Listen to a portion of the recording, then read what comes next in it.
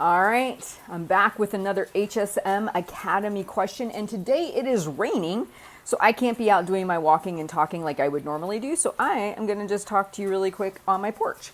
All right, so I have two questions from the HSM Academy, and these kind of dovetail really well together, so I thought I'd cover them together.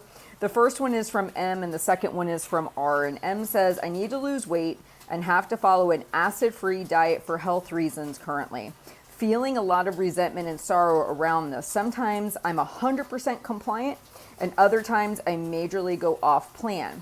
I have incorporated lots of new foods that I enjoy. Learned this from you, focusing on what you can add versus what you can't.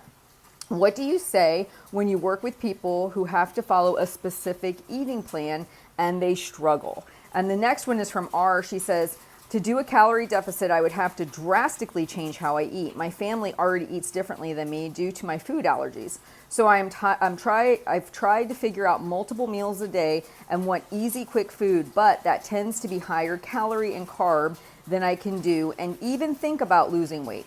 I know we are supposed to eat what we want and change without resentment, but I'm resenting food in general with my family's eating dynamic. I am not sure. Hold on one second. I am not sure how to ask what I should do, but I can't seem to launch. Is a toss-up of eating out or at home. I go healthier options and I'm hungry quickly. Same for dinner. We tend to eat out a lot with our work and we travel long stretches multiple times a day. I have alpha-gal, so that is a mammal protein allergy. No beef, pork, should not do dairy. Anything mammal-based causes issues of some sort. I'm sorry this is a ramble, but I just feel lost in the pit of knowledge. Thank you for all you do. So both of these people are really struggling more with their thinking than they are with their diet. Like it sucks. It sucks not to be able to eat what you want. It sucks to have to eat differently than your family. And you always have the choice, and I've covered this in various videos, right? You always have the choice to eat an acid-laden diet or to eat the proteins that don't serve you. But there's always a future you that's coming, and he or she is going to reap the benefits or not so much benefits of what you're choosing to do. So really this is a mind game. It's okay, I do have to eat these foods, and now I kind of have to make peace with this. So instead of focusing on what you can't eat, focus on what you can. That would be number one, and really make that your daily mantra. I can eat da da da da da. If you're doing the HSM weight management plan, one thing I have found is very helpful for people that are struggling with food allergies or food sensitivities is to actually list out the things they would want to eat, right? The foods that they technically can't. It's an option for you. You might close your mind off to it because you feel like there's somebody standing over you saying, no, you can't eat it, but who's going to stop you? Go out and have the acidy food. Go out and have the protein-rich food. Go out and eat the dairy-laden food. You can. No one will stop you. As a matter of fact, I've had various clients that have very similar issues and they choose to eat it anyway. So what that means is it's an option for you. So first off, write it on the left side of your paper, because when you see you're making the choice, it's a power, it's a choice. And when you stop repeating the story, I can't eat this, I can't eat that, I eat differently from my family, woe is me, that only limits you. It really does. It keeps your brain stuck in a loop where it's looking for validation for that argument. So if I can't eat all these things and now my family's inconvenienced and oh, this is so much work, as long as I repeat that process, and I did a video on this called Be Careful What Mission You Send Your Brain On, right?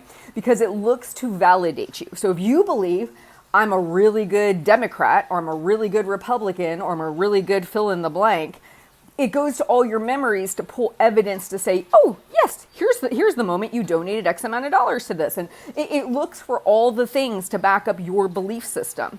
So the more that you change how you speak to yourself, the more that you realize this is a choice. And really what you're doing is if you wrote down all the foods you really enjoy on your paper pencil journal and that you can't have, in combination with delicious food that you can have, the simple question to ask yourself at every meal is, how do I want my future self to feel?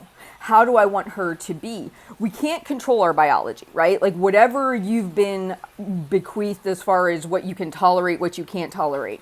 It's unfortunate, but it is, right? It's a factor that you can't really negotiate.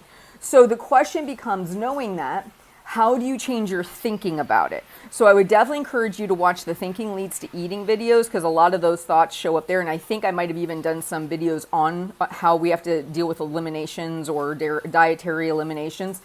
But it's really coming down to changing your story, realizing you have full permission to eat whatever you want. You're choosing not to do those things. And that really comes more in alignment with M's question, where she says, sometimes 100% compliant, sometimes I'm not. So M, for you specifically, I would list out all the options. I would pick all the old options when you're 100% not compliant, and I would list out all the options when you're 100% compliant. And remind yourself you have the choice every day to have those. When your mind gets locked into, this is all I can eat, this is all I should eat, and you kind of hear that over and over again, you might lose sight of the fact, no, you always have a choice, but you also get to choose how your future self is going to feel because of it. So I hope this video helps. My heart goes out to you because I know how difficult that is, especially when you're balancing a family. But I just want to encourage you, the suffering part of this can fall away if you change your mindset and your approach. All right, you guys have a great day. I'll talk to you soon.